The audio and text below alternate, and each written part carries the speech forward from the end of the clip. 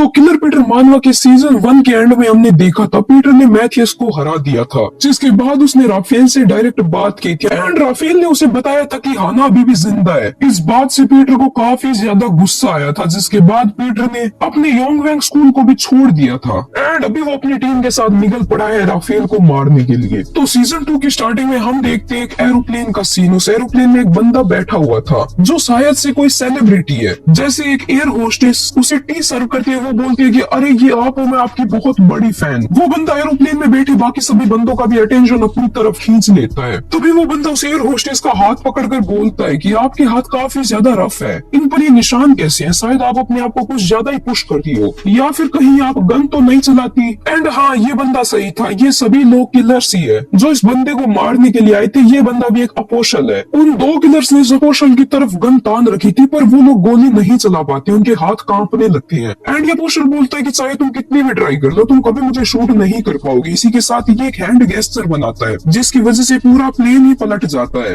Even pilot के हाथ भी उसकी बात नहीं मान रहे थे। प्लेन के अंदर हमारे अपोशल ने सारे बंदों को मार दिया था एंड उल्टा भी लटका दिया था, पता नहीं कैसे। तभी अपोशल को कोई बोलता है कि क्या काम पूरा हो चुका है? वो बोलता है चाय। एंड वो दूसरा बंदा बोलता है कि ये काम किसने किया? उसने बोला ऑफ कोर्स मैंने, और किसने? इसी के साथ वो प्लेन से कूद जाता है। फिर हम हाई स्कूल का सीन देखते हैं जहाँ पर हाना एंड उसकी दोस्त जा रही होती है। उसकी दोस्त उसे बताती है कि ये एक MP3 है, इसमें तुम डिफरेंट टाइप के गाने सुन सकते हो, क्या तुम्हारे पापा ने तुम्हें ये नहीं दिलाया? एंड हाना बोलती है कि अरे नहीं नहीं, मुझे इस टाइप का स्टफ पसंद ही नहीं है। पर तभी उसके सामने पीटर खड़ा था। हाना बोलती है डैड, एंड वो पीटर की तरफ भाग कर जाती है। बट टर्न्स आउट कि वो पीटर की तरफ में एक दूसरे बंदे के पास गई थी। डैड आप इतनी जल्दी क्यों आए? अरे मेरे बेटे, मैंने तुझे काफी ज्यादा मिस किया था इसीलिए। एंड पीटर इस पॉइंट पर काफी ज्यादा उदास हो जाता है। शायद से पीटर का एक सपना था, क्योंकि वो इस वक्त अपने बेडरूम में बैठा हुआ था। ब्लाइंड बैडी के बेस पर हमारे अपोशल्स सीमन, थेडियस एंड उसका कुत्ता एक स्टार सेरिन का शो देख रहे होते हैं। वो लोग काफी ज्यादा एंजॉय कर रहे होते हैं, पर तभी उनके पास ब्लाइंड बैडी एंड काग्यो आते हैं। काग्यो बताता है कि मास्टर ने तुम दोनों को बुलाया है। फिर पीटर उन सबको राफेल के बारे में डिटेल्स देता है, और थेडियस बोलता है कि ये सब करने की क्या जरूरत है, हम सीधा जाते हैं और राफेल को उड़ा देते हैं। पीटर बोलता है कि हम ऐसा नहीं कर सकते क्योंकि राफेल डिसअपियर हो चुका है। तभी पीटर मॉनिटर पर एक लड़के की फोटो दिखाता है एंड बताता है कि इस लड़के के लिए हम सब यहाँ पर इकट्ठा हुए हैं। काग्यो एंड थेडियस इसे पहचान जाते हैं कि ये तो अपोशल एंड्रयू है। ये फोटो काफी साल पुरानी है। पीटर बताता है कि इस फोटो में एंड्रू के पीछे जो लड़कियां खड़ी है, उन्होंने वो सेम यूनिफॉर्म पहनी है जो हाना ने पहन रखी थी। इसका मतलब हमें एंड्रू से हाना के बारे में कुछ ना कुछ क्लू मिल सकता है। सीमन काग्यो से एंड्रू के बारे में पूछता है, पर काग्यो बताता है कि हम लोगों को भी एंड्रू के बारे में ज्यादा नहीं पता है, वो हमेशा से मिस्टीरियस रहा है, वो राफेल का काफी क्लोज फ्रेंड है। इसके बाद पीटर उन्हें कुछ बस एंड प्लेन के क्रैश की फोटोज दिखाता है एंड बताता है कि ये सब एंड्रू ने किया है। सीमन काफी ज्यादा शौक होता है कि एंड्रू ने आखिरकार ये किया कैसे, क्या उसके पास कोई साइकिक पावर्स है, हम आखिरकार इस बंदे को ढूंढेंगे कैसे। तभी पीटर मॉनिटर पर शेरिन का शो लगाता है। शेरिन बोलती है कि आज हम सब मिलने वाले हैं इस शो के होस्ट डोन से, एंड ये डोन और कोई नहीं हमारा अपोशल एंड्रू ही था। इस बंदे ने 385 लोगों 1 मिनट में मारा था। इसे इनिग्मा भी बोला जाता है। ये बंदा स्टेज पर आता है एंड सबसे हेलो करता है। शेरिन बोलती है कि डोन, मेरे पास तुम्हारे लिए एक क्वेश्चन है, क्या तुम्हारी लाइफ में कोई ऐसा बंदा है जिसे तुम काफी ज्यादा मिस करते हो? एंड्रू रिप्लाई देता है कि ऑफ कोर्स शेरिन, क्या वो कोई ओल्ड फ्रेंड या लवर है? पर एंड्रू बोलता है कि नहीं, उसका एंड मेरा रिलेशनशिप इससे भी ज्यादा डीपर है, उसका नाम है हाना।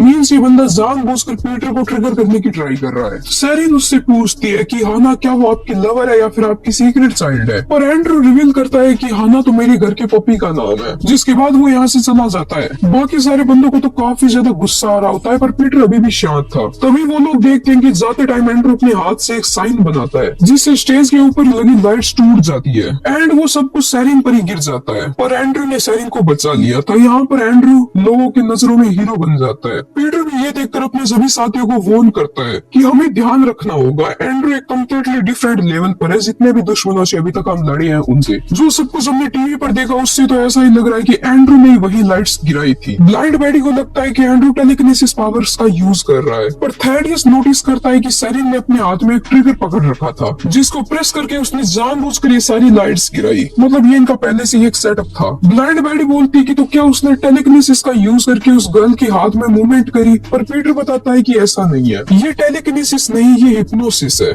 जितने भी अभी इंसिडेंट हुए हैं वो सारे ह्यूमन मेड थे, वो कोई सुपर पावर से नहीं हुए थे। ब्लाइंड बैडी बोलती है कि कोई बंदा किसी और को इतनी इजीली हिप्नोटाइज कैसे कर सकता है, ये तो इम्पॉसिबल है। पर पीटर रिवील करता है एक ऐसा ग्रुप ऑफ पीपल है जो कि एंड्रू की तरह ही सिमिलर पावर्स का यूज कर सकता है। उन लोगों की एबिलिटी ने काउंटलेस लोगों की जानें ली है। ये इविल स्पेक्टर का कर्स है। एंड मैं आप लोगों को बताना चाहूंगा कि यहाँ पर ये एक इंडियन रेफरेंस है, जो ये पीछे मूर्ति दिखाई जा रही है वो। एंड इसी के साथ हमें आगे भी काफी सारे इंडियन रेफरेंस देखने को मिलने वाली है, तो तुम्हें काफी ज्यादा मजा आने वाला है। पीटर अपनी बात को कंटिन्यू करता है कि हिप्नोसिस के बारे में सबसे डेंजर बात तो ये है कि किसी को पता ही नहीं चलता कि वो हिप्नोटाइज हो भी चुकी है। एंड फिर हम देखते हैं उसी बिल्डिंग का सीन जहाँ पर सेरिन के शो की शूटिंग होती है। अंदर काफी सारे लोग काम कर रहे थे, पर तभी यहाँ पर हमारे पीटर एंड थैडियस आता है। ये लोग सफाई करने वाला बनकर आए थे। सफाई के दौरान ब्लाइंड मैडी इनसे पूछती है कि क्या तुम्हें एंड्रू मिला, पर इन्हें अभी तक एंड्रू नहीं मिला था। एंड्रू अपने चेंजिंग रूम में नहीं था। फिर ये लोग अलग अलग हो जाते हैं एंड्रू को ढूंढने के लिए। हमारा थैडियस तो एक जगह बैठकर बढ़िया स्नैक्स खा रहा था, और तभी उसे कुछ आवाज सुनाई देती है। ब्लाइंड मैडी, कागियो एंड साइमन भी इनके साथ माइक्रोफोन पर जुड़े हुए थे। एंड कागियो बताता है कि यही एंड्रू है। तभी एंड्रू थैडियस के पीछे से ही आ जाता है।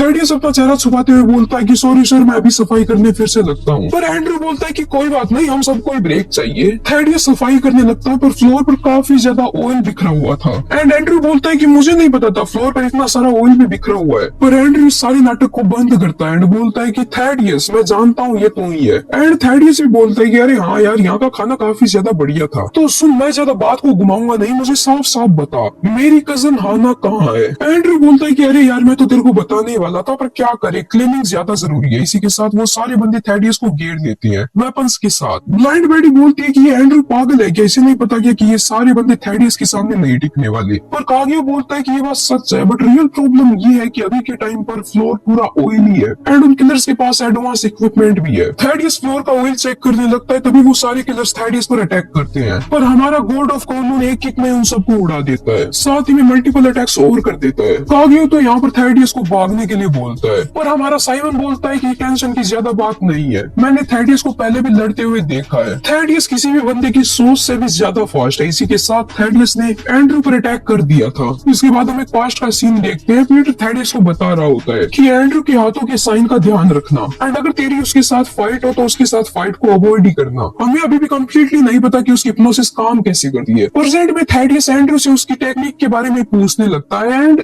एंड्रू बोलता है कि कोई जादूगर अपनी मैजिक ट्रिक्स को रिवील थोड़ी करता है। बात के बीच में एंड्रू फिर से वो हैंड साइन बनाने की ट्राई करता है, पर वो साइन बनने से पहले ही थैडियस उसके हाथ को तोड़ देता है। थैडियस बोलता है कि ये तो काफी इजी है, मुझे सिर्फ स्पेक्टर से ज्यादा फास्ट होना होगा। एंड एंड्रू भी काफी ज्यादा हैरान था। थैडियस के अटैक पर वो रिएक्ट ही नहीं कर पाया, तभी थैडियस फिर से एक और अटैक कर देता है। इस अटैक का इम्पैक्ट काफी ज्यादा होता है। एंड्रू अभी जमीन पर पड़ा था एंड थैडियस उसके पास खड़ा होता है। हमारी टीम भी काफी ज्यादा शॉक्ड थी ये देखकर। ब्लाइंड मैडी बोलती है कि क्या वो बंदा एक अपोशन नहीं था, वो इतनी जल्दी हार गया। एंड साइमन भी काफी ज्यादा खुश हो रहा होता है। वो बोलता है कि वो बंदा कुछ खास नहीं था, उसे सिर्फ हिप्नोटाइज करना आता है, एक्चुअल फाइटिंग में वो बंदा बिल्कुल ही बेकार है। पर कागियो अभी भी श्योर नहीं था। वो बोलता है कि यहाँ पर कुछ तो सही नहीं है। इस चीज में कोई डाउट नहीं है कि हिप्नोटाइज को ट्रिगर करने के लिए उसे अपने हैंड साइन का यूज करना पड़ता है। उसके हैंड साइन बनाने से हिप्नोसिस एक्टिव होता है। लेकिन थैडियस की reaction speed super human level की है। वो बंदा ऑपोजिट की हर एक मसल मूवमेंट को रीड कर सकता है। ये बैटल एक्चुअल में थैडियस के लिए एक फ्री विन है। पर मैं अभी भी नर्वस फील क्यों कर रहा हूँ। थैडियस पीटर को रिपोर्ट करता है कि जाउंडे, ये मैं बोल रहा हूँ, यहाँ पर सब कुछ सेट हो चुका है। पीटर पूछता है क्या तुमने एंड्रू से फाइट की, एंड थैडियस रिप्लाइज कि इसे तो फाइट बोलना भी गलत होगा,